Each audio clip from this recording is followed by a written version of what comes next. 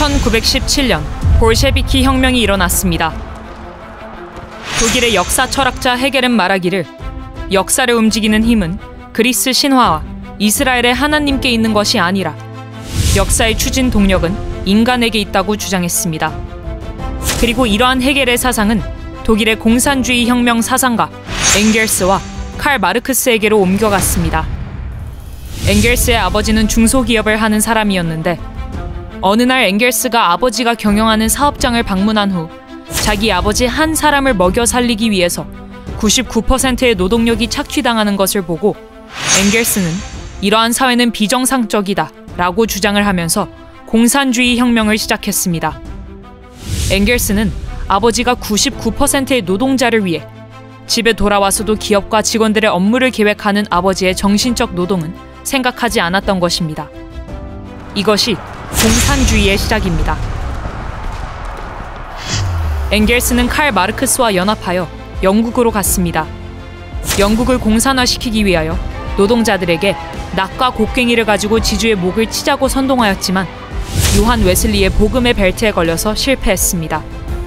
요한 웨슬리는 영국의 복음주의자로서 무소속의 윌리엄 윌버포스를 의회의원에 3번 출마시켰지만 떨어졌습니다.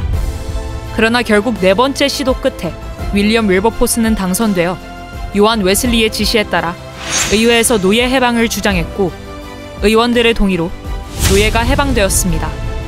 그러나 노예가 해방되자 노예들이 길거리로 뛰어나와서 물건을 도둑질하는 것을 보고 영국 국민은 노예는 노예의 위치에 두어야 하는데 왜 그들을 해방시켜서 사회 문제를 일으켰는가 라고 요한 웨슬리를 원망했습니다. 요한 웨슬리는 오늘날 한국의 농협은행과 같은 빈민을 위한 은행 제도를 만들어서 누구든지 교회를 찾아오면 이자 없이 한 달 동안 생활비를 대출해주는 방법으로 영국의 공산주의를 막아내었습니다. 칼 마르크스와 엥겔스는 영국 공산혁명에 실패하자 러시아로 갔습니다. 그곳에서 성찬식하는 모습을 보았는데 성찬식에 분병을 하는 장로를 평신도가 증오의 눈으로 째려보는 것을 보고 예배가 끝난 뒤에 왜 당신은 주님의 가장 거룩한 성찬식을 받으면서 장로를 증오의 눈으로 쳐다보는가 하고 물었더니 내일 아침에 내가 일하는 목화밭 농장으로 오라. 그러면 그 이유를 알려주겠다. 라는 답을 받았습니다. 아침부터 시작된 목화밭 농장에서 떡과 포도주를 나눠준 장로가 주일날은 천사가 되고 월요일부터 토요일까지는 종들을 향하여 채찍을 때리는 것을 보고 그때 러시아는 이제 우리 것이다 하고 주장하며 학교 교사 23명을 선동하여 볼셰비키 혁명이 일어나게 되었습니다. 1917년 혁명이 유고, 체코, 오스트리아, 우즈베키스탄, 카자흐스탄, 키르기스탄, 그리고 소비에트 러시아를 다 불태우고 내려올 때 개신교의 복음의 벨트인 덴마크, 스웨덴, 노르웨이, 핀란드, 서독에 걸려서 공산주의 혁명이 저지가 되었습니다. 그때 이탈리아의 좌파 공산주의자 안토니오 그람시가 공산주의가 가장 위대한 제도인데 왜 복음의 벨트에 걸리면 힘을 쓰지 못하는가 하고 감옥에서 생각하다가 개신교의 복음의 벨트를 무너뜨리기 위하여 동성애, 이슬람, 차별금지를 전면에 내세웠습니다.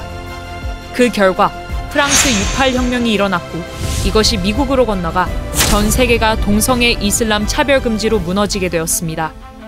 동쪽으로 볼셰비키 혁명 세력이 동독을 점령하고 중국을 점령하고 동남아 일부를 점령하여 이것이 북한으로 들어가서 주사파의 옷을 갈아입고 대한민국으로 침투하여 오늘날 대한민국이 주사파에 의해 점령되는 세상이 되었습니다. 이것을 이길 수 있는 유일한 힘은 복음밖에 없습니다. 공산주의와 복음은 양립할 수 없는 사이입니다. 오늘날 대한민국은 정치, 경제, 사회, 군사, 외교, 문화, 언론, 민노총 등이 완전 주사파에 점령된 상태이고 그 증거는 김대중, 노무현, 문재인이 평양에 가서 낮은 단계의 연방제를 서명하므로 그때부터 대한민국은 무너졌습니다. 북한과 중국이 해킹 부대를 통하여 대한민국의 선거를 완전히 점령하므로 윤석열 대통령이 분노하여 중앙선관위를 압수수색하기 위해 계엄령을 선포하게 되었습니다. 그러나 당시 법사위원장이 헌법재판소에서 내란 혐의를 뺐음에도 불구하고 헌법 밑에 있는 국회에서 법률을 만들어 윤석열 대통령을 내란 수괴로 몰아 서울구치소에 감금시켰습니다. 이제 우리는 헌법 위의 권위인 국민 저항권으로 광화문 광장에 1,000만 명이 모여 이미 북한 주사파에게 점령된 대한민국을 정상적 국가로 구출해야 할 것이며, 이승만 대통령이 세웠고 박정희 대통령이 일으킨 세계 경제 6위, 군사력 5위의 나라를 속히 구해야 할 것입니다. 이재명 대통령은 연말까지 자진하야해야 할 것이며, 국회의원들은 자진 사퇴하고 3개월 안에 재선거를 실시하여 대한민국을 정상적 국가로 바로 세워야 할 것입니다. 광화문에 한 번이라도 나온 사람들은 총집결하여 1,000만 명이 광화문 광장에 모이면 4.19와 5.16 혁명 같은 효과가 일어날 것입니다. 이것은 헌법 위의 권위를 가지고 있기 때문에 대한민국은 제2의 건국을 해야 할 것입니다.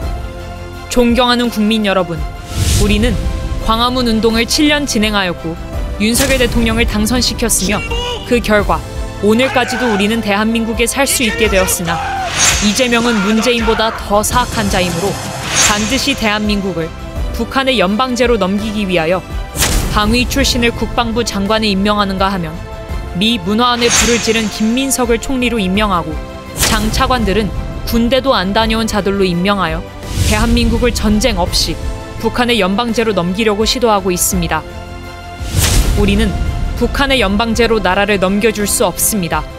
반드시 이승만과 박정희 대통령의 정신으로 대한민국을 지키고 자유통일을 이루어 세계 G2 국가를 이루어야 할 것입니다.